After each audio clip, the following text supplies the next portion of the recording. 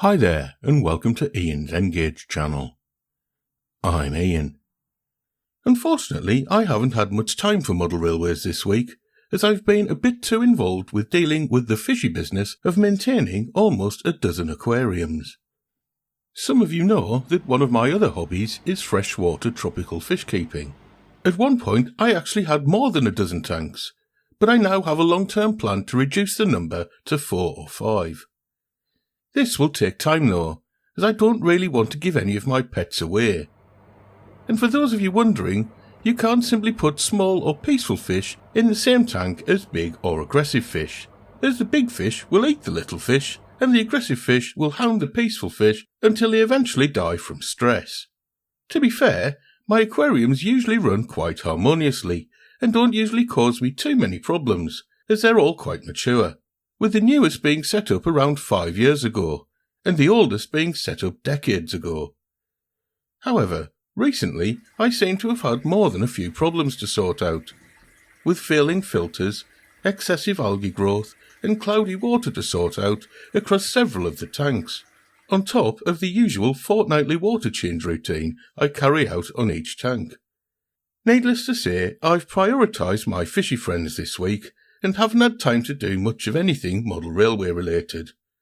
But, rather than upload nothing this week, I've decided to upload a running session video featuring my 2 Graham Farish BR blue liveried Class 37s. But before getting into that, here's a little bit of information about the Class 37.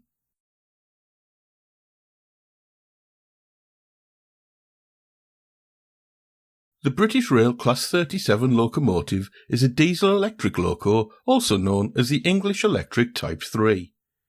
The class came into being as part of British Rail's 1950s modernisation plan, and initially 42 were ordered in 1959 from English Electric. The initial order of 42 eventually led to 309 examples being built between 1960 and 1965. The locos were built at the Vulcan Foundry in then Lancashire and the Robert Stevenson and Hawthorne's works situated in the northeast of England. Class 37s were initially introduced in the eastern region, but their use soon expanded predominantly into Scotland, Wales and the western region. The locos were designed with a low gear ratio, making them well suited for hauling heavy freight trains of various types, including minerals, steel and general goods. However, they could also be seen performing high-speed express passenger work, and were a familiar sight on secondary and interregional passenger services for many years. Notably, Class 37s were sometimes used on the Pullman service on ex-LNER routes to London King's Cross, and also worked the Harwich Boat train service from Liverpool Central and Manchester Piccadilly. During their lifetime, many of the locomotives have been refurbished, which has contributed to the Class 37 fleet becoming one of the longest surviving classes. They're affectionately known as tractors and growlers by the railway community because of the distinctive engine noises that emanate from the English Electric V12 diesel engine. While several of the class have been preserved, even today many Class 37s remain in service. Their robust design, versatility and relatively low operating costs see them still working on the UK rail network, undertaking duties such as freight, infrastructure, maintenance and empty stock movements. They're also increasingly used for charter trains by private operators and can often be seen accompanying steam-hauled rail tours, backing up the main motive power, as well as often appearing as the star attraction themselves.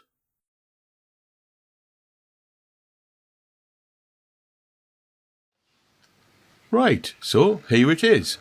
A short running session showing the Class 37s in action on my test track.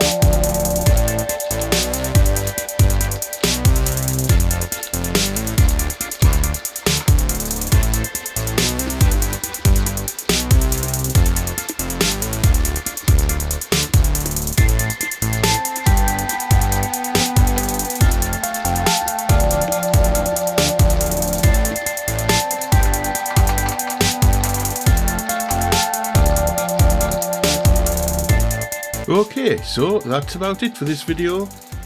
Admittedly, it's a little different from my usual Thursday evening fare, but hopefully you enjoyed both the Class 37 profile and running session, as well as the footage I sneaked in of some of my fishy friends, past and present. As usual, let me know what you think. Alternatively, if you've got any hints, tips, useful tools or techniques to pass on to a fellow N-Gage modeller, or if you simply want to say hello, then please do so in the comment section. Anything and everything you've got to say will be greatly appreciated. In the meantime, thanks ever so much for watching. Hopefully I'll have another update soon. Bye.